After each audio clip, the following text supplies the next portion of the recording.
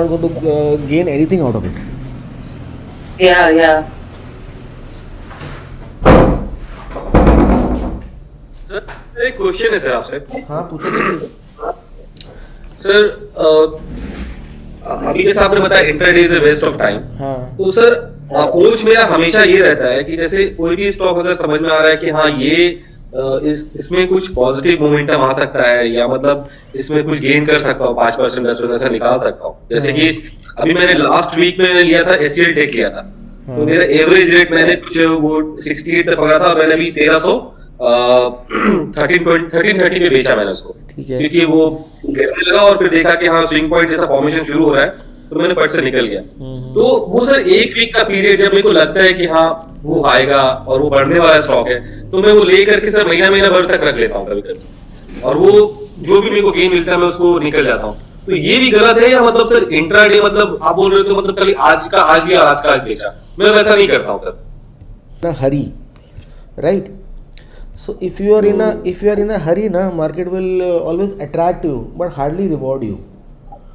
So to get gains and get excellent in stock markets, you should always slow down your process. जैसे अभी ma'am ने बोला कि she is working and she is not able to see the markets on a day to day basis. So मैंने उनको एक ही चीज़ बोली कि ma'am you are well off. ठीक है। हाँ सही बोल रहे हैं। सो एक आपको मैं एक एग्जांपल देता हूँ सर। अभी आप एक कंपनी का बता रहे थे। I give you example of KPIT। Now this is just a basic simple chart of KPIT। मैं ये सब कुछ मैं हाइड कर देता हूँ, nothing specific in the chart और something. I was able to catch KPIT somewhere around year in this zone, sorry in this zone. So from my average is around 130 140 bucks. Now a company of 140 bucks has gone up to around 700 rupees अगर मैं technically और chart की बात करूँ। This is because एक चीज़ तो आपको थोड़ा सा एक रियलाइजेशन हो गया होगा कि मैं most of the charts are weekly charts. Daily charts करना, I don't have a daily chart का template also with me, and daily charts के ऊपर फोकस करना काम करना is not possible because of work commitments. ठीक है। So now you just pause and think. I got, as a disclosure, I've got few thousand shares over here. Now just pause and think. See these drawdowns, 20% drawdown और वो तो कोई drawdown इसमें आया नहीं खास। आज का ही देख लो। Suppose I go to on a daily chart, देखो। Now this is a drawdown. ये it went over here, it came down over here, right? So the broking apps which we use, कोई भी ब्रोकिंग ऐप लो, कोटक लो, मोतीलाल लो, HDFC लो, कोई भी ब्रोकिंग ऐप लो, तो वो क्या करते हैं हमारे पोर्टफोलियो को मार्केट टू मार्केट में मैप कर देते हैं। मेरा कहने का मतलब ये है कि जितने मेरे नंबर ऑफ शेयर्स हैं, जो भी प्राइस जा रहा है, and when the market goes up and it comes down, so human behaviour is they will start feeling bad कि यार मॉर्निंग में तो I was getting this much M2M gain and evening में माई M2M gain has been eroded. Just for example, suppose I got just 1000 shares, just for the sake of simplicity, it went up to 700 something, went up to 750, right? Closed at 711. So I am losing 40 bucks on intraday, right? Kamal ji. समझ सुन रहा हूँ मैं sir. So if I am losing 40 bucks intraday, which is 1000 shares, so I am losing 40,000 rupees, which I could have gained selling at the top over here in the morning. So this is what the questions which intraday people will start asking themselves. अभी मेरे को थोड़ी पता था कि ये 750 जाएगा, ऊपर नहीं जाएगा, रुक जाएगा, नीचे आ जाएगा। Who the hell knows? I तो don't know. सही। This is one dilemma which your intraday trading will face, and this is the dilemma which the positional people will face. 16% drawdown, 20% drawdown, और ऐसा तो है नहीं कि मार्केट डेली ऊपर जाएगा। यहाँ see this, now these are weeks, 3 weeks. So Saturday Sunday की छुट्टी पकड़ो, 5 days in a week, 5 working days in a week, and I get 15 days of downfall and 15-16% money gone, say from a high of whatever the price is, say 500 came down to 420. So अगर मेरे पास 1000 shares है तो I am तो losing around 80,000 rupees. And आपका तो मुझे नहीं पता sir, you are in a foreign country. In India we the Indians can say sir is 80,000 a week और इन 2 weeks और 1 lakh अ वीक और 2 weeks is good amount of money और not so good amount of money. That is individual perception, है कि नहीं? हाँ सर। So detach our selves from these prices, ये कुछ नहीं बताती हैं आपको. The technicals are to be used only on long term basis to support your fundamentals. बाकी ये कुछ भी नहीं बताते हैं आपको. You put हाँ, any सही बोल study, put COT, put RSI, put RS, put ADA, कुछ भी डालो उसके अंदर. आप कोई भी स्ट्रैटेजी यूज़ कर लो, आप देखोगे इतने बड़े बड़े ग्रुप्स में उसमें लोग बाग सिर्फ लाइनें बना रहे, लाइनें देख रहे हैं और कुछ भी नहीं कर रहे. अभी एक कंपनी है, just for sake of explanation, Sanghvi Movers, ठीक है, SANGHI क्या नाम, ये रहा. दिस कंपनी है सांघवी मूवर्स. ये देखो ब्रेकआउट हो गया, सब कुछ हो गया, मैंने बना कर रखा line. Now does this tell me anything what is the future of the company? Nothing. अभी Ayush was discussing today in cord group कि Sanghvi movers I bought and it is going up and it is a breakout and cord चल रहा है, ये चल रहा है, वो चल रहा है, सब चीज़ें चल रही है. Does this tell me anything? Just one second. हाँ, क्या चीज़ का बुलाओ वापस.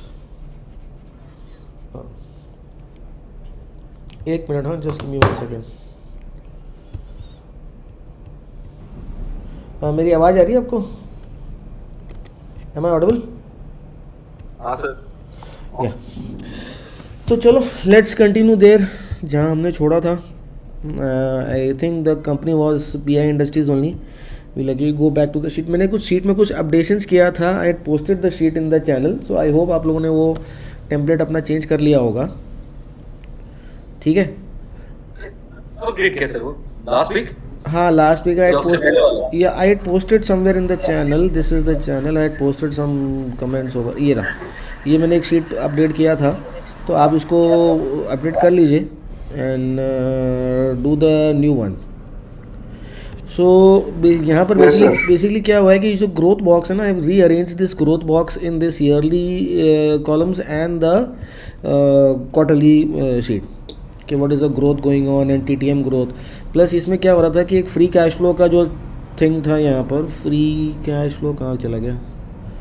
आई थिंक आई मिस, ये sorry, the free cash flow link was broken, so I have corrected this also, right. So I think हम लोगों ने मार्केट कैप तक कर लिया था. If anybody can recollect, last हमने कहाँ तक कर लिया था?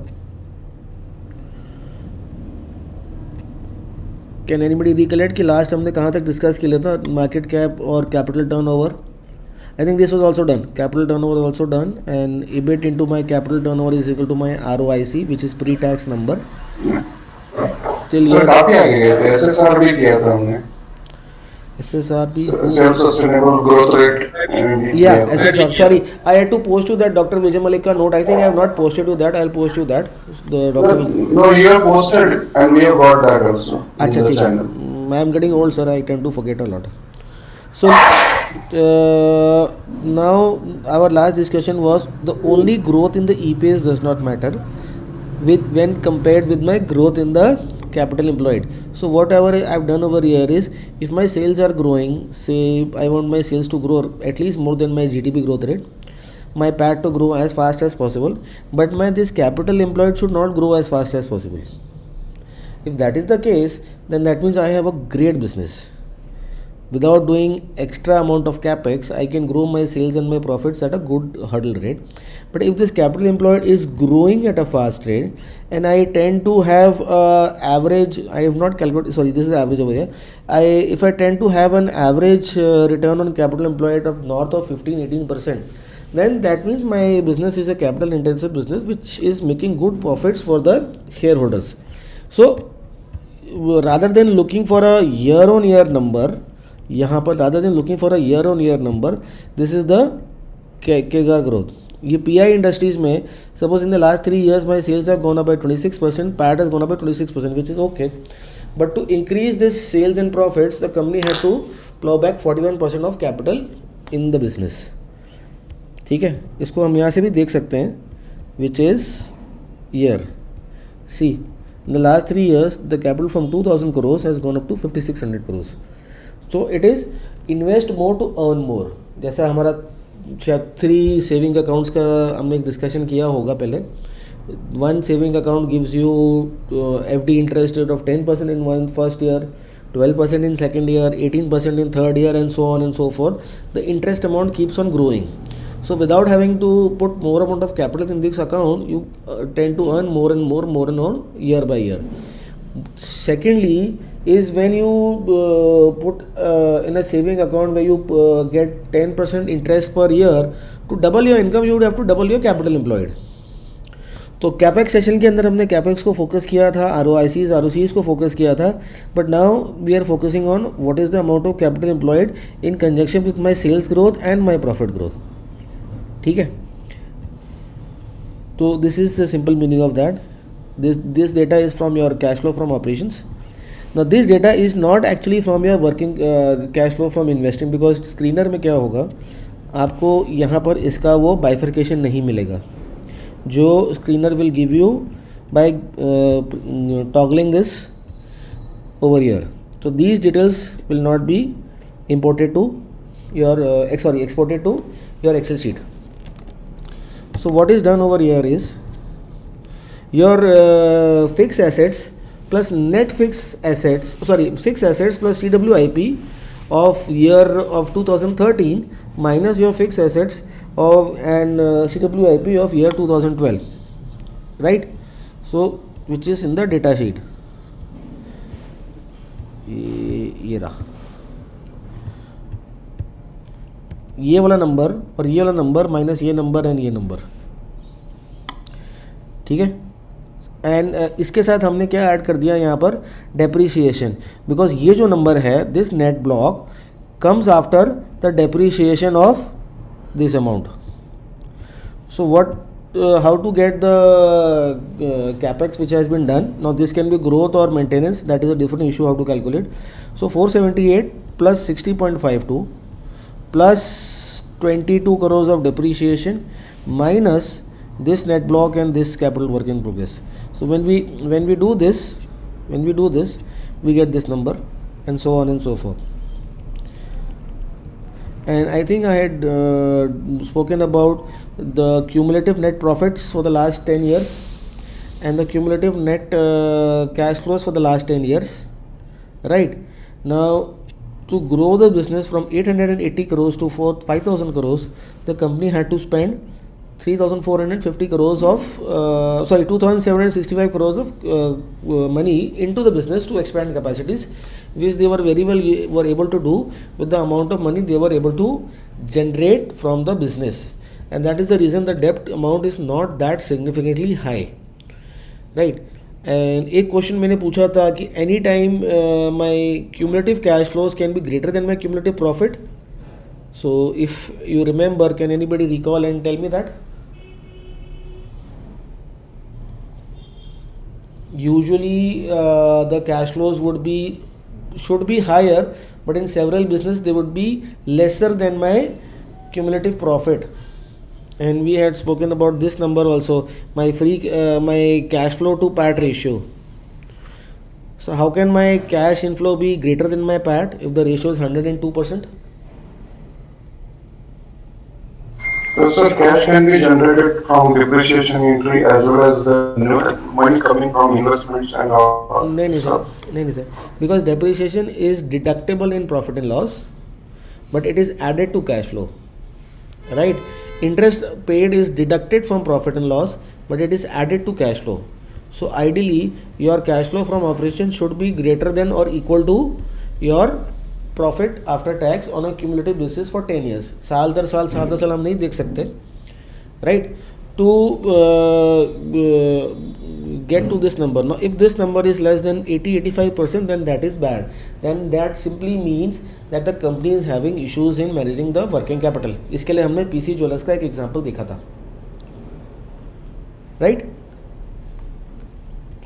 Now I think we had discussed this in the last, I remember.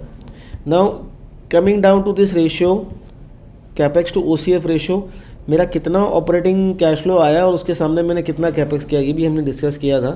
Any time this number goes above 100, you need to be very inquisitive about that.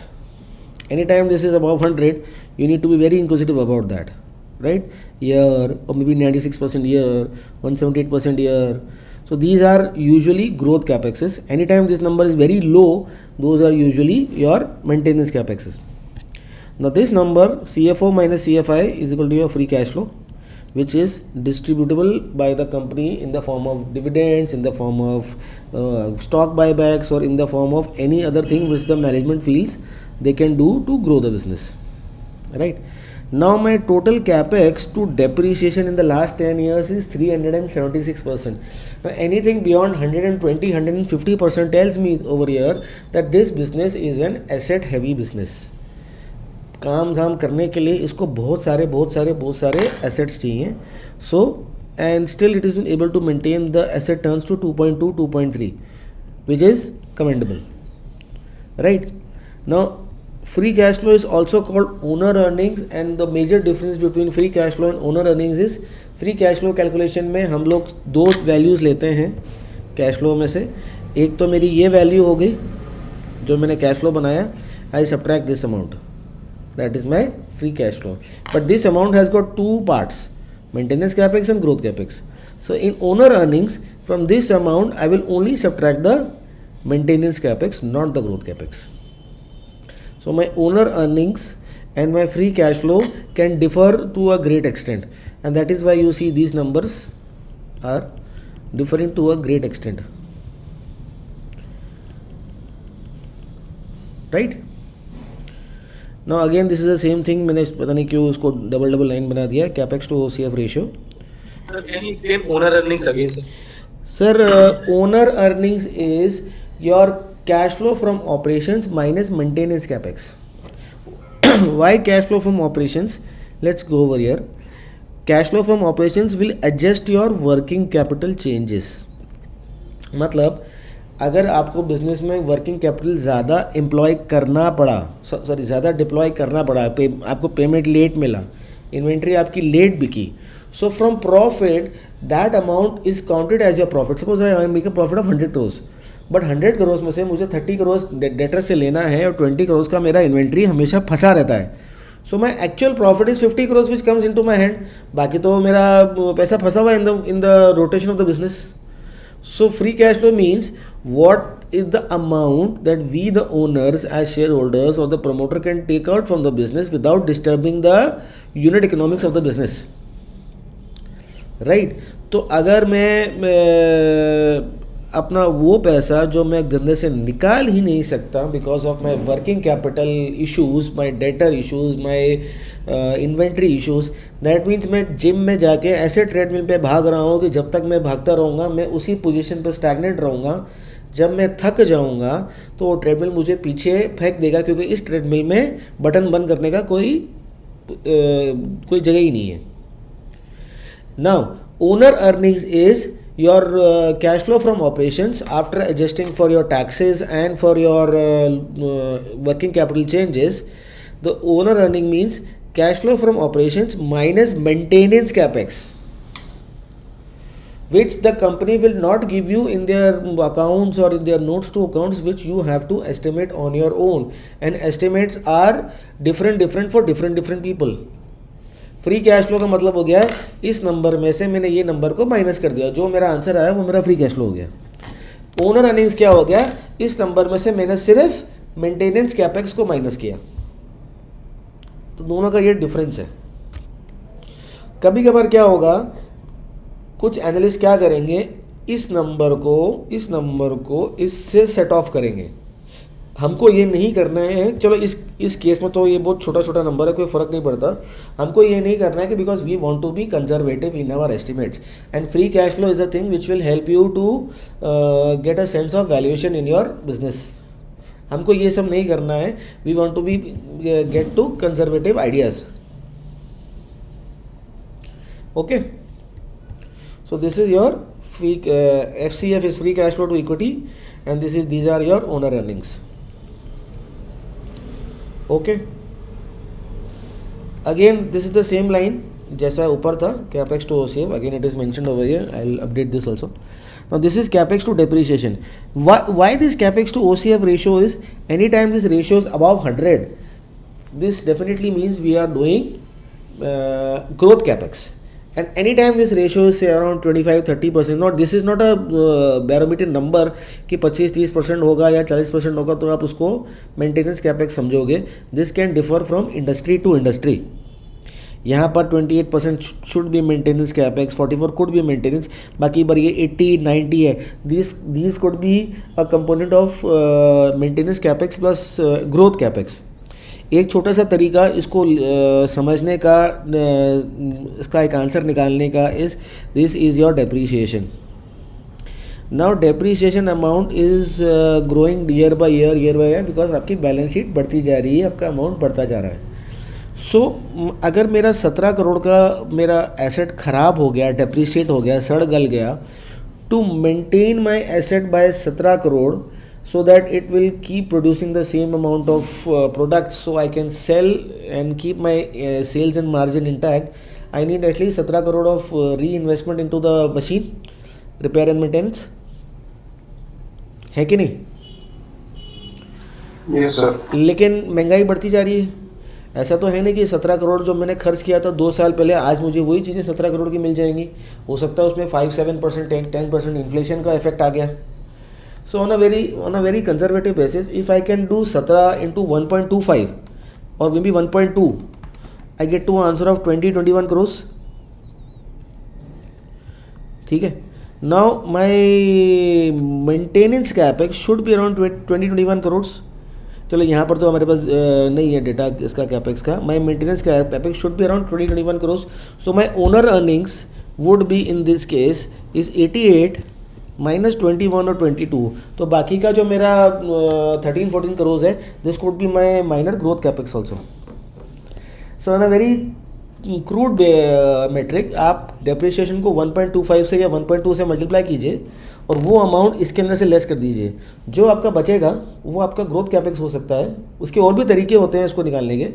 जो आपका बचेगा वो आपका ग्रोथ कैपेक्स है, और जो आपका आंसर आया depreciation 1.25 that is could be your maintenance capex. So whenever you go and look at the capex webinar and whenever you go and look at कि कैपेक्स हो रहा है और उसमें मुझे क्या करना है, क्या देखना है, सारी चीज़ें. तो ये जो टेबल हमने देखा था, इस टेबल के अंदर से हम ये जो रेड बॉक्स है this completes the full capex, I can subtract the maintenance capex which I have been calculating as depreciation into 1.25, और बाकी का जो मेरा नंबर है that would be my growth capex, just for the sake of understanding. And since these are estimates, so the answer for every person could be different. Coming down over here, capex to depreciation means the same thing.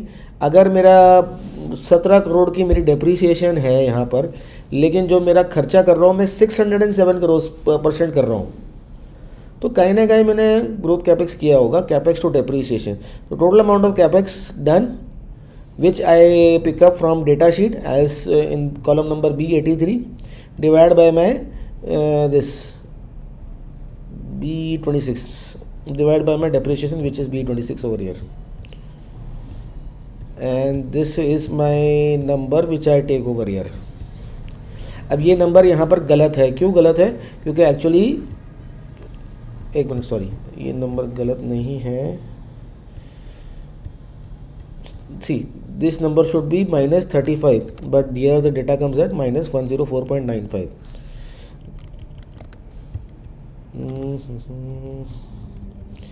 Now screen is giving us wrong numbers which I cannot do for the first 1-2 years.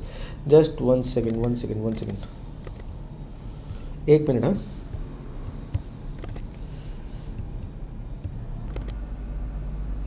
Sir आवाज़ तो आ रही है, थोड़ा सा काम में था इसलिए पॉज किया. हाँ, और मैं भी यार अलग दिखाऊंगा. ठीक है, चलो ये जो चीज़ हमारी, हाँ, ये जो चीज़ हमारी इधर मार्च 12 है, उधर आप मार्च 10 दिख रहे हो, इसलिए गलत आ रहा है. Okay, sorry, my fault. हाँ, एक मिनट रुक जाओ, मैं आ रहा हूँ. हाँ, ये मार्च है ना, सॉरी, ये वाला नंबर देखना मेरे को, सॉरी 105 का नंबर देखना. So this is my capex to depreciation. अभी depreciation to operating cash flow, I hope आपको समझ में आ गया होगा ये क्या नंबर है. ये मेरा कैश फ्लो फ्रॉम ऑपरेशंस है, and depreciation divide by operating cash flow कि कितना मेरा डेप्रीशिएशन हो रहा है, कितना % मेरे को कैश फ्लो फ्रॉम ऑपरेशंस को खर्च करना पड़ सकता है in maintenance capex, right. Now this line over here is a very important line, और ये जगह जगह आपको काम आएगी। पर ये जो नंबर आपकी शीट में आ रहा है ये गलत है। कोई मुझे बता सकता है क्यों गलत है?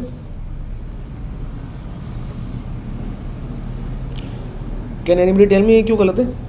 बताइए। मैं देखो 10 मिनट फ़ोन कर रहा हूँ। हेलो, हाँ 10 मिनट में फ़ोन कर रहा हूँ। ऑपरेशन हो गया? हाँ 10 मिनट फ़ोन कर रहा हूँ। कोई मुझे बता सकता है ये लाइन क्यों गलत है? Why क्योंकि this सर is- इसमें टेबल्स बिना काउंट के पेपर्स, मैंने इसको नाम दे रखा है picture sheet B85, picture sheet B85 EPS वाली शीट। ये। Now this the current liability screener export नहीं करता है, तो मुझे इसको क्या करना पड़ेगा? सिंस सितंबर का मेरा डेटा आया हुआ है which is my September balance sheet, I will have to toggle this and copy this from year till year. Control C करूँगा मैं और यहाँ जाके उसको पेस्ट करूँगा। When this will happen, this is the September का number, it says copy this row. ये आपको मैन्युअली करना पड़ेगा। जब ये होगा तो this row will get adjusted as per your working capital. Now बहुत मोटी मोटी जो प्रॉब्लम है, higher the number working capital driven revenue, more issues with your business on debtors, creditors and your inventory. Higher the number, more the issues. So this business, whatever the business is heavy on your fixed assets, is heavy on your working capital. मतलब ये कोई ऐसा product बेच रहा है जो वजन के हिसाब से, किलो के हिसाब से या टन के हिसाब से बिक रहा है। ये धंधा बड़ा हो गया है, इकोनॉमिक्स ऑफ स्केल आ गई हैं, इसलिए ये धंधा चल रहा है। अगर ये धंधा छोटा होता तो इसका बायर इसको टाइम से पैसा देता ही नहीं, बिकॉज या तो इसके पास कोई स्पेशल केमिकल है या स्पेशल चीज़ है जो ये दे पा रहा है और पैसे ले पा रहा है। नहीं तो अगर ये कोई आम काम कर रहा होता तो ये अब तक कहानी ख़त्म हो गई होती। Only because of unit economics and economics of scale he is able to survive, because he is doing tons and tons of capex to grow his business. 3000 में से मैंने 3400 में से मैंने 2700 तो खर्चा ही कर दिया, and my working capital to my sales is going massive. Now why this number has jumped to this number is a questionable thing कि यार यहाँ पर कोरोना के बाद इसको इतना उधारी या इतना माल रखने की क्या ज़रूरत पड़ गई। Let's go and check this. अगर ये मेरा यहाँ सीन है, so what has actually gone up? My inventory has gone up, my payables have delayed. See the negative number over here, मतलब जो हमने फंड फ्लो में किया था, asset going up, your money gets stuck, liability going up, your money you tend to receive more money. Guys I think आज cut down करना पड़ेगा because I am getting work again and again. तो can we do it tomorrow? Yes, sir. Yes. Because मेरे को continuous कुछ ना कुछ चल ही रहा है।